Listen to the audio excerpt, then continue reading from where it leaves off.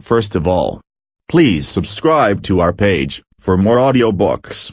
Thank you. How to Be Free by Joe Blow. Chapter 2. Introduction. The aim of this book is to set you free. But free from what? Free from neurosis. Free from the feeling that you have to obey authority. Free from emotional intimidation. Free from addiction. Free from inhibition. The key to happiness, mental health and being the most that we can be is absolute and unconditional self-acceptance. The paradox is that many of our problems are caused by trying to improve ourselves, censor our thinking, make up for past misdeeds and struggling with our negative feelings whether of depression or aggression. But if we consider ourselves in our entirety in this very moment, we know these things. 1. Anything we have done is in the past and cannot be changed, thus it is pointless to do anything else but accept it. No regrets or guilt. 2. While our actions can harm others, our thoughts and emotions, in and of themselves, never can. So we should accept them and allow them to be and go where they will.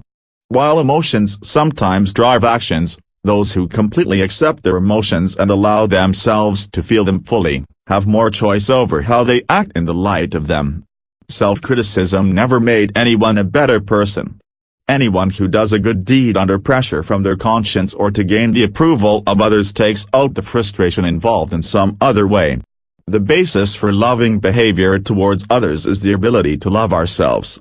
And loving ourselves unconditionally means loving ourselves exactly as we are at this moment.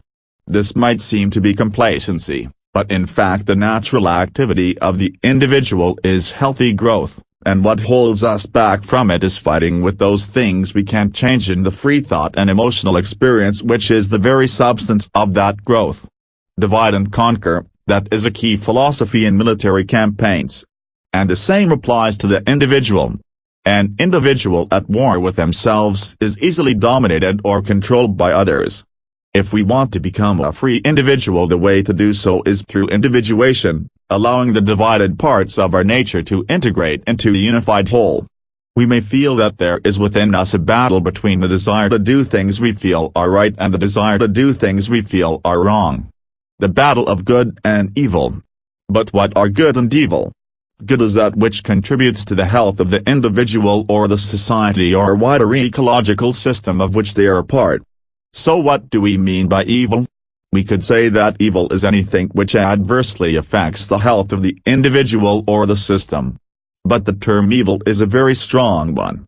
Selfishness has a negative impact on the health of the system by interfering with the free flow of material, information or energy.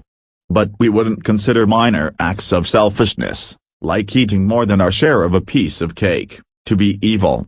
Evil is a term we use to describe those acts which cause significant suffering or otherwise do major harm.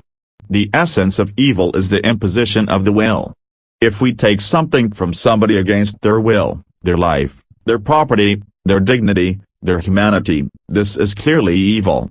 But also it is an act of evil to try to control another's behavior through fear or guilt or other forms of deliberate manipulation. The fact that such behavior has a dire impact on the health of the individual and the social system can be demonstrated when we consider that the worst forms of socially sanctioned cruelty we know of, the Holocaust, the witch burnings, the Spanish Inquisition, the stoning to death of women by the Taliban, have been the work of societies in which the repression and control of the individual through fear and or guilt were the norm. Of course there is such a thing as necessary evil. We have to impose our will on those who behave destructively towards others, etc. But it must be recognized that this does not solve the problem of evil. At best it contains it. But, more often than not, even this is an illusion and the act of using our will to contain evil sows the seeds of more evil behavior. Only the healing of individuals and of society can actually decrease the incidence of evil. But what we need to understand, if we are to understand ourselves, is our own impulses to engage in destructive or dominating behavior towards others.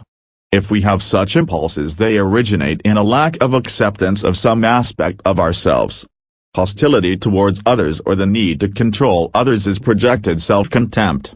It is commonly acknowledged that the hostility of some heterosexual men towards gay men is due to a lack of acceptance of their own denied homosexual impulses. The same applies to all forms of hostility. Those who wish to hunt animals for sport, or otherwise mistreat them, don't want to accept that they are animals themselves and thus physically vulnerable in the same ways. Those who wish to harm children feel threatened by their disowned inner child. Men who wish to harm women are threatened by their disowned feminine side. Anyone who is fully accepting of themselves feels no hostility toward others. They may be troubled by the hostility of others and oppose it, but they will not experience feelings of hostility themselves. If a wild animal attacks us, we may be distressed and do what we can to protect ourselves, even to the extent of killing the animal, but, if we are sensible, we feel no hostility towards that animal, recognizing that it is behaving according to its nature. Our feelings about the hostility of other humans would be the same if we did not have in ourselves something of what they express in their hostile behavior. Those who scream for the death penalty after a vicious crime, if not loved ones of the victim, are those who know that they have within them the same kind of rage as the criminal and feel the need for a harsh penalty for such crimes in order to feel secure in their ability to control themselves. From this we can see that evil behavior originates in our neurosis, our divided state, and is not an expression of our primary nature. We also need to look at the phenomenon of selfishness. Historically we've criticized ourselves for being selfish. Sin is the religious term for selfishness, and religions sometimes teach that selfishness should be a source of shame. By contrast, some modern thinkers view selfishness as the essential nature of living things. They feel that the imperative for the survival and propagation of the genes is the driving force behind the behavior of all animals, including humans. Both of these ways of looking at the human phenomenon of selfishness are mistakes. We humans are different from other animals in that we have the ability to connect with each other and the world around us through the use of our intellect and imagination. This brings into our emotional life priorities and drives of which other animals know nothing. Our egos are unchained from the necessities of brute survival, and the emotional rewards that guide our behavior come not just from making babies, but also from finding out why apples fall out of trees or painting the ceiling of the Sistine Chapel. Many individuals express the meaning of their lives in emotionally satisfying ways but choose not to propagate their genes. As entities capable of higher reasoning we have a choice. Other animals generally do not. So if the source of human selfishness is not a genetic imperative, what is it? Quite simply it is the symptom of a system which is sick and, as a result, in pain. This is perfectly natural. Try hitting your thumb with a hammer, and then try to turn your attention to something other than the pain. It is very difficult. When a living system such as the human organism is sick or in pain, the natural thing is for it to turn its attention towards itself. I know from my own experience that when I was suffering from depression it was very hard for me to pay attention to anyone else's situation or feelings. But when I am happy I forget myself much of the time and concentrate on the interesting phenomena of other people, their lives, their thoughts and their feelings. It is important to emphasize that this healthy state of outward directedness is not the same as selflessness.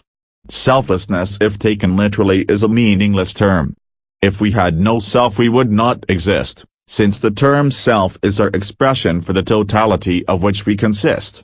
But we use the term selfless as an opposite to selfish, that is to describe a state of mind in which the needs of others take precedence over our own needs. Such a state of mind can occur during an emergency when an individual will risk their life to save someone else.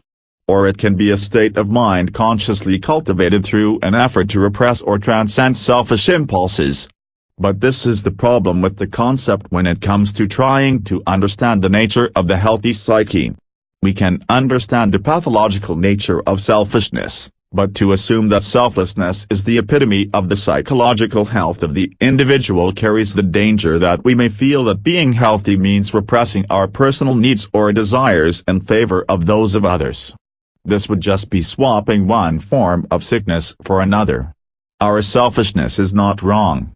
It is appropriate when we are sick and suffering to concentrate on addressing our need for relief from this state. The only problem is that we don't know how to best help ourselves.